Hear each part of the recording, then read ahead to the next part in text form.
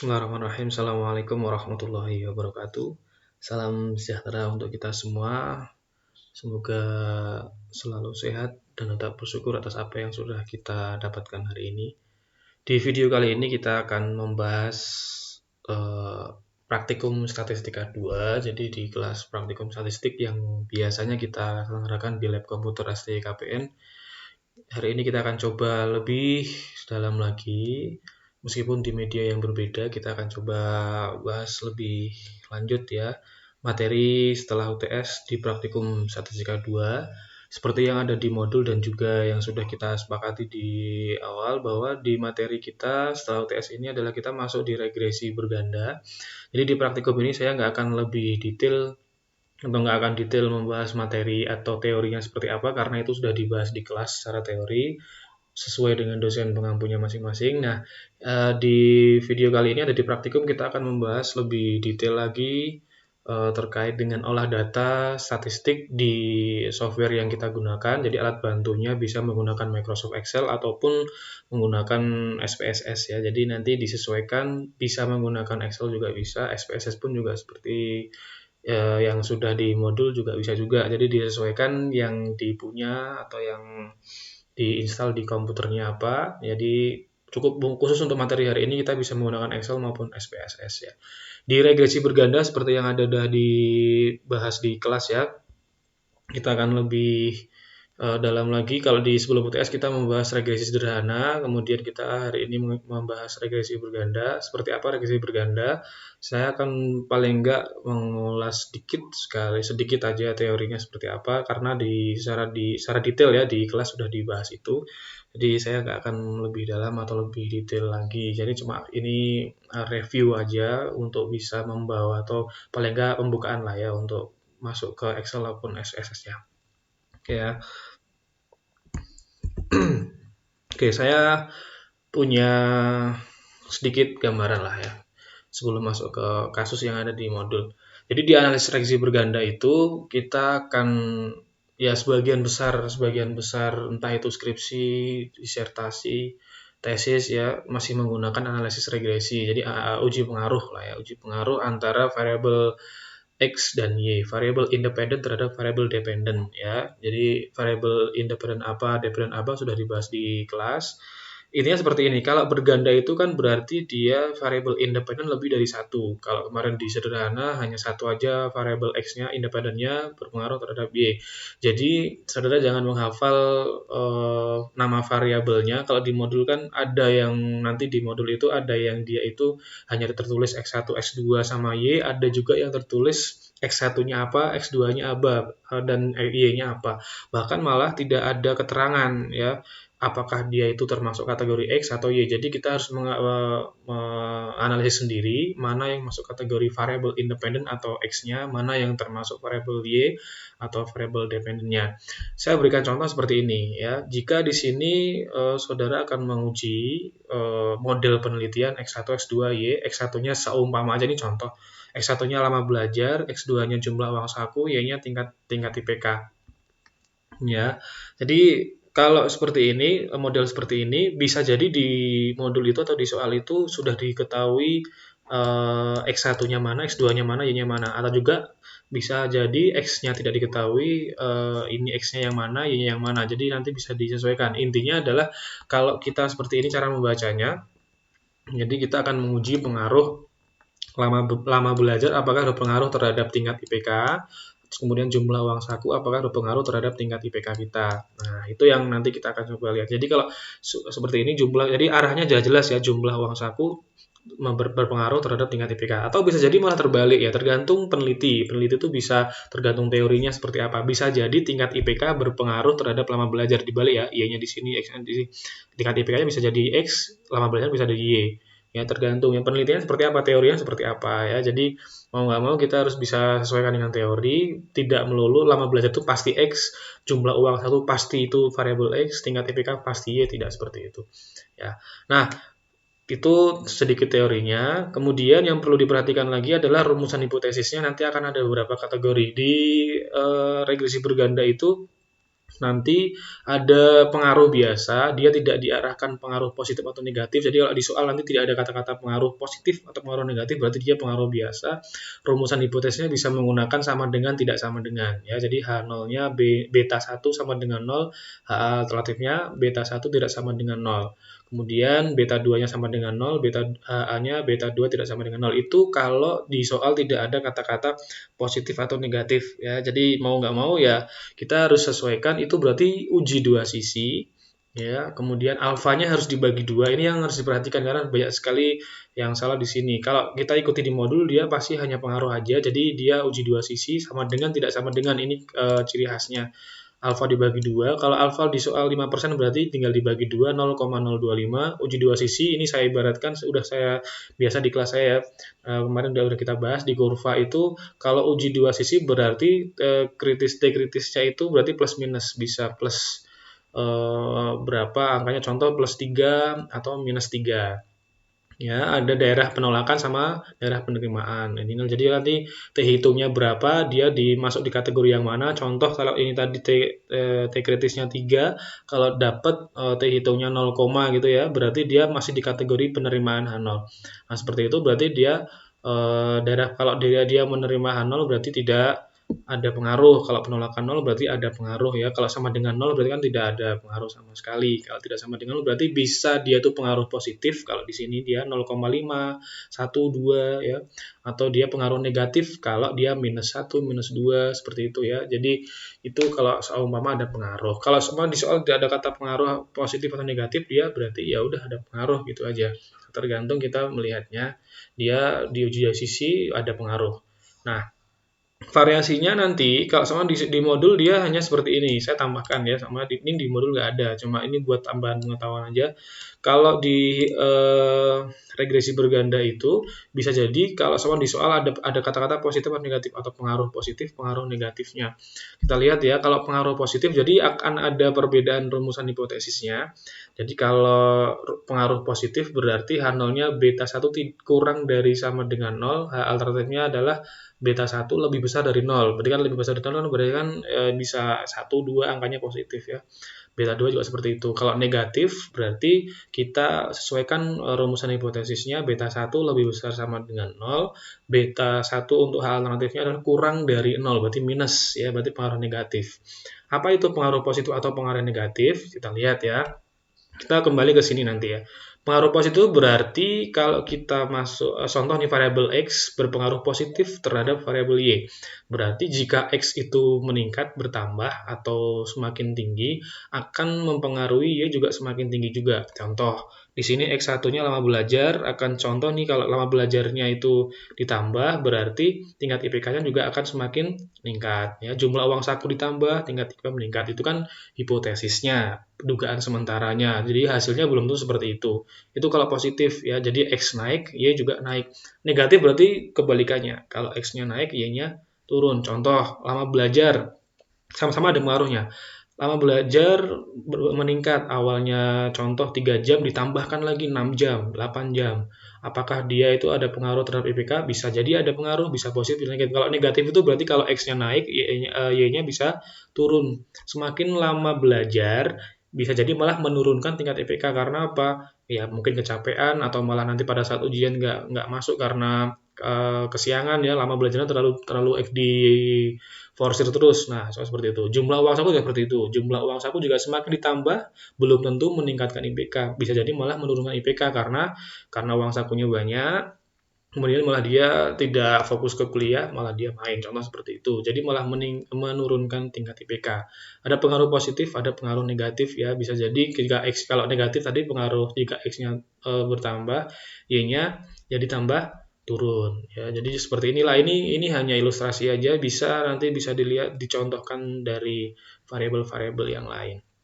Itu ya. Kemudian jika nanti diarahkan positif atau negatif, alfanya tidak dibagi dua.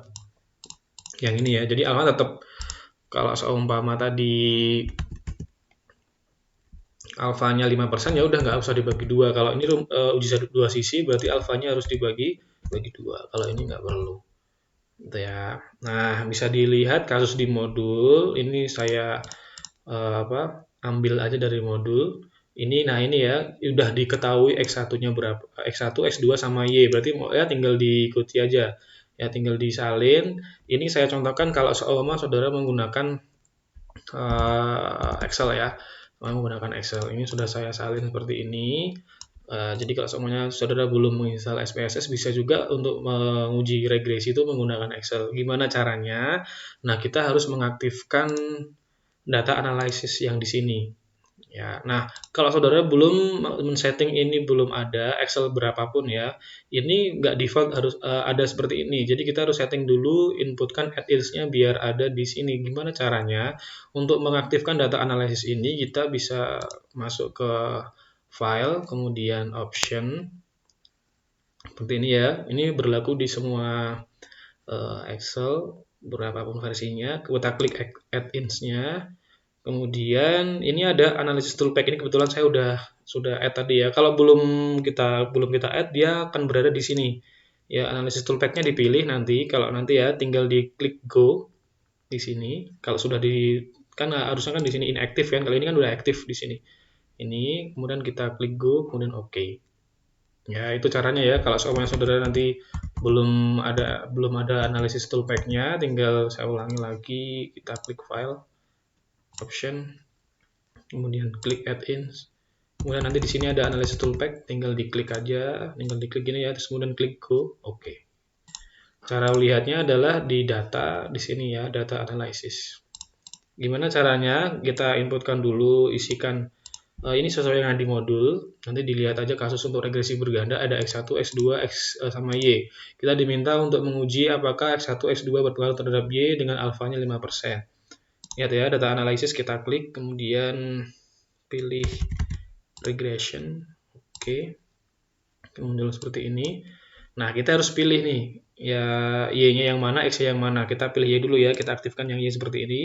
Kita blok, klik drag ya, kemudian Y-nya semua seperti ini. X-nya juga seperti itu, semuanya. Kalau X berarti mulai dari yang paling ujung kiri, kemudian sampai ke bawah seperti ini. Oke, jangan lupa pada saat kita tadi blok mengaktifkan labelsnya, X1, X2, Y itu ya labelsnya ya. Kita centang, biarkan yang lain default, kemudian outputnya mau di mana nanti hasilnya.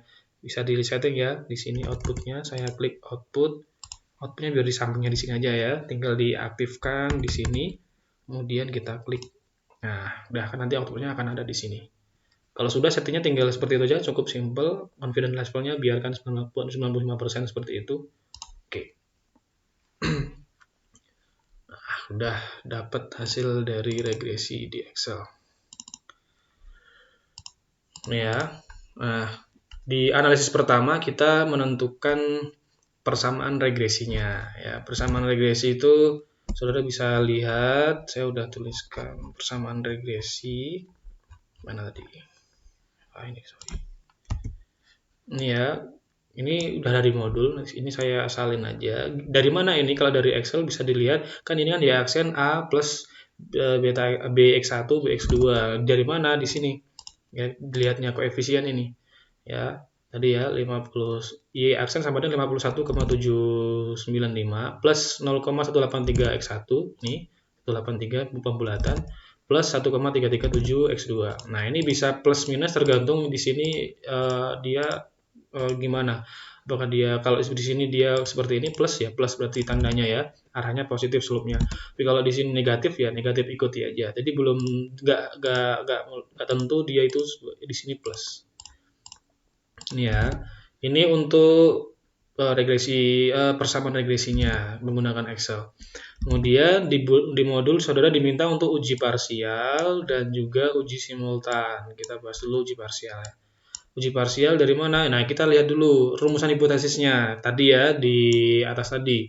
Kita harus lihat dia itu masuk kategori untuk regresi biasa, pengaruh yang penting pengaruh positif negatif tergantung, yang penting pengaruh, atau dia itu diarahkan pengaruh positif atau pengaruh negatif. Nah, kalau di soal dia nggak ada kata-kata pengaruh positif atau negatif, berarti dia diarahkan untuk uji dua sisi pengaruh biasa, berarti kita uji parsialnya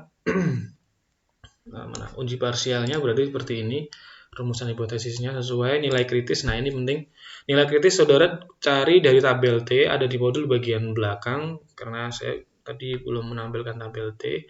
Diikuti aja, alfa dibagi 2, 2,5% berarti 0,025 dengan DF 9. DF 9 dari mana saudara nggak usah menghitung manual, di Excel juga sudah ada DF residual nih ya. Di residual ini, inilah DF-nya 9, alfa 0,025, ketemu angka plus minus 2,262. Nilai hitungnya dilihat dari sini, T statistik ya 0,409 untuk X1 dan 3,366 untuk X2. Nah, ini sama ya. Tinggal disesuaikan. Nah, keputusannya gimana? Ini ya di modul ini bisa juga menggunakan kurva ya. 0,409 T hitungnya lebih kecil dari T kritis 2,262. Keputusannya adalah menerima H0. Berarti tidak ada pengaruh. Kemudian 3,366 lebih besar dari T kritisnya 2,262 ya. Keputusannya menolak H0 berarti ada pengaruh ya. Biaya promosi X1 tidak berpengaruh. Kenapa di sini tidak berpengaruh? Karena di sini menerima H0 ya, tidak berpengaruh X1. Kemudian pendapatan konsumen ya, pendapatan konsumen berpengaruh terhadap penjualan karena keputusannya menolak H0 ya. Nah, ini jika menggunakan Excel ya, cukup simple. Uji simultan juga seperti itu, nanti bisa dilihat uji simultannya. Rumusan hipotesisnya X1, X2 tidak mampu menjelaskan variasi Y, alternatifnya X1 dan X2 mampu menjelaskan Y. Ya, nah, dilihat dari mana di ANOVA ya di sini. Nah, 49, F hitungnya 49 ini. Kemudian bisa dilihat dari mana lagi? Ini adalah tabel F. Tabel F-nya di bagian belakang alfa 5%, V1 2, V2 9. Ini ya, V1-nya 2, V2-nya 9. Nggak usah menghitung manual ya.